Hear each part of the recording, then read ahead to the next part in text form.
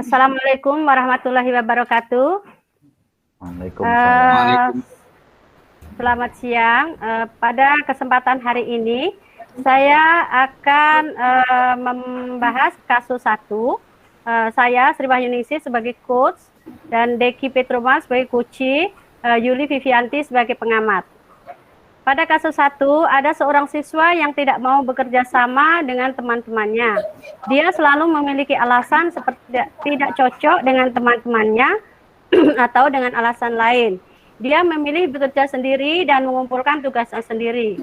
Hasil yang dikumpulkan secara mandiri itu selalu bagus.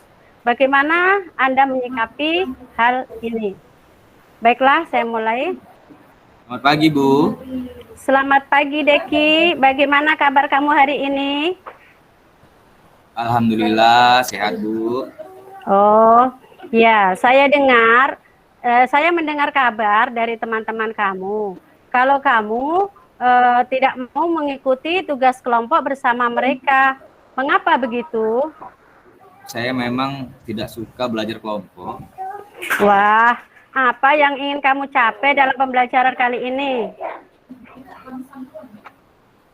Saya lebih senang mengerjakan secara individu, Bu, daripada berkelompok.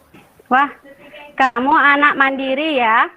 Tapi mengapa kamu merasa kalau belajar mandiri lebih berhasil? Ya, Bu, dengan belajar sendiri saya pasti berhasil. Karena saya bisa mengerjakan semua tanpa mengharapkan bantuan orang lain, Bu. Oh, begitu. Jadi, menurut kamu, apakah selamanya kamu dapat hidup sendiri tanpa bantuan orang lain?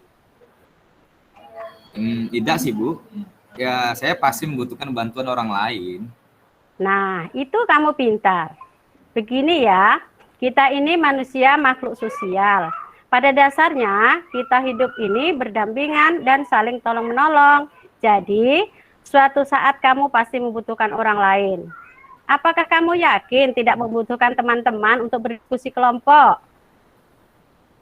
Tidak, Bu. Tapi saya kesulitan saat berdiskusi kelompok dengan kawan-kawan lain malahan. Oh, kalau begitu, coba kamu ceritakan kendala apa saja yang kamu hadapi pada saat berdiskusi kelompok bersama teman-temanmu, sehingga kamu memutuskan untuk bekerja sendiri? Aduh, banyak sih, Bu. Saya kalau diskusi kelompok nanti kesulitan membagi waktu, yang pertama. Yang kedua, kemudian kadang berbeda pendapat sama teman. Beberapa teman kan belum tentu menerima pendapat saya, Bu. Dan ada juga teman yang tidak tahu apa yang mereka inginkan atau yang mereka lakukan, Bu.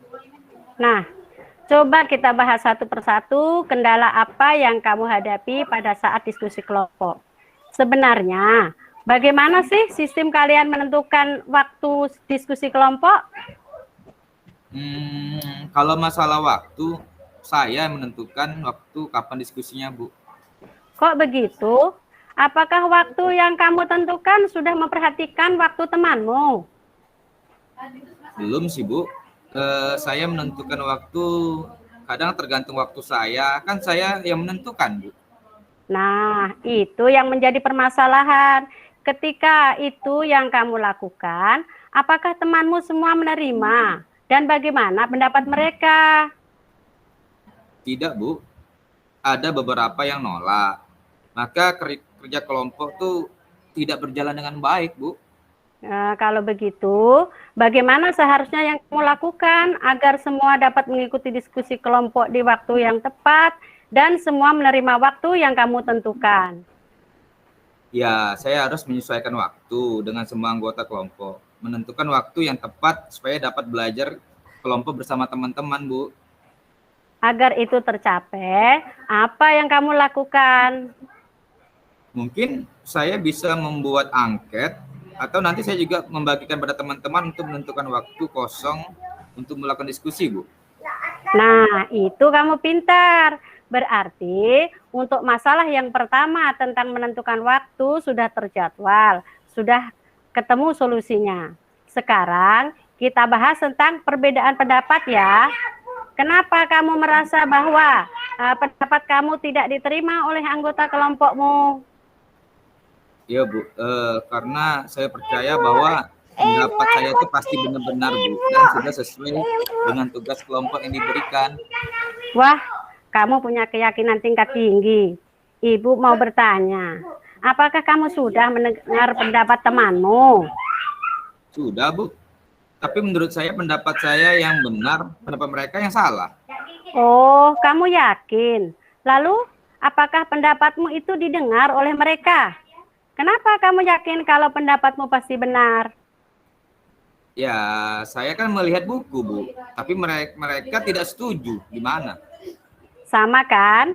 Kamu tidak setuju pendapat mereka, dan mereka tidak setuju dengan pendapatmu. Menurutmu, bagaimana cara agar pendapat kelompokmu itu bisa diterima dan bisa menerima keputusan untuk diskusi kelompok? Kalau menurut saya sih, coba cari suara terbanyak saja, pendapat yang terbaik, sehingga kita dapat mengambil jalan tengahnya Bu. Bagaimana caranya agar semua tujuanmu berjalan dengan dan tercapai? Kalau menurut saya Bu, semua anggota kelompok membuat kesepakatan dan membuat voting untuk pendapat-pendapat yang mendekati kebenaran.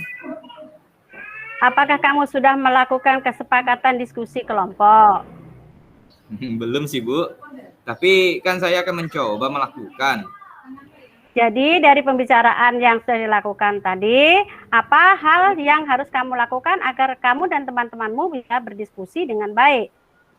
Ada beberapa hal sih Bu yang saya lakukan. Mungkin yang pertama, saya harus mencari waktu dulu yang tepat. Yang kedua, saya harus menyamakan persepsi dengan topik tugas. Yang ketiga, saya harus mengambil dan menentukan jawaban yang tepat dari hasil diskusi.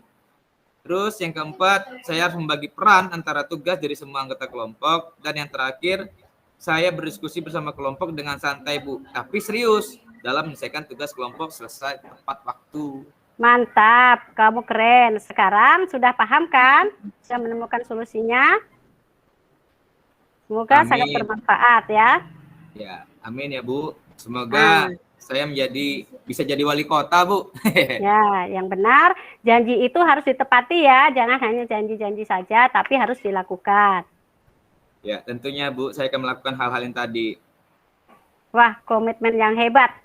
Harap dijalankan, semoga nantinya kamu berhasil dan bermanfaat dengan teman-temanmu sehingga kelompokmu menjadi kelompok yang teladan bagi kelompok lain. Amin. Makasih ya Bu ya atas bimbingannya, sudah menyadarkan saya Bu. Ya, tetaplah rendah hati dan selalu belajar. Suatu saat nanti, jika ada masalah lagi, boleh temui Ibu ya. Siap. Makasih Bu. Sama-sama. Begitulah dari kasus 1 yang sudah saya perankan dengan Pak Deki. Terima kasih atas waktunya. Wassalamualaikum warahmatullahi wabarakatuh. Halo, terima kasih atas waktunya. Nama saya Yuli Pipianti. Saya sebagai pengamat Bu Sri. Menurut pendapat saya, tujuannya sudah tercapai karena tujuannya yaitu supaya si coachnya itu bisa untuk ikut berdiskusi. Nah, lengkap ya identifikasinya. Untuk rencana aksi, tadi Pak Deki juga sudah bisa menentukan langkah-langkah apa saja yang akan dia ambil untuk bisa menyelesaikan masalah yang dihadapinya, yaitu Pak Mutahar jadi pengamat. Dan langkah yang terakhir yaitu tanggung jawab, walaupun di akhir waktu. Bu Penny, saya rasa itu sudah Bu Penny, yang tanggung jawabnya. Pak Mutahar jadi ikuti. Pak Dekinya sudah bisa mempunyai komitmen untuk menjalankan solusi yang berputar sebelumnya. Sekian dulu Ibu hasil pengamatan dari saya. Misalnya ada yang kurang saya lebih. Assalamualaikum warahmatullahi wabarakatuh. Waalaikumsalam warahmatullahi wabarakatuh.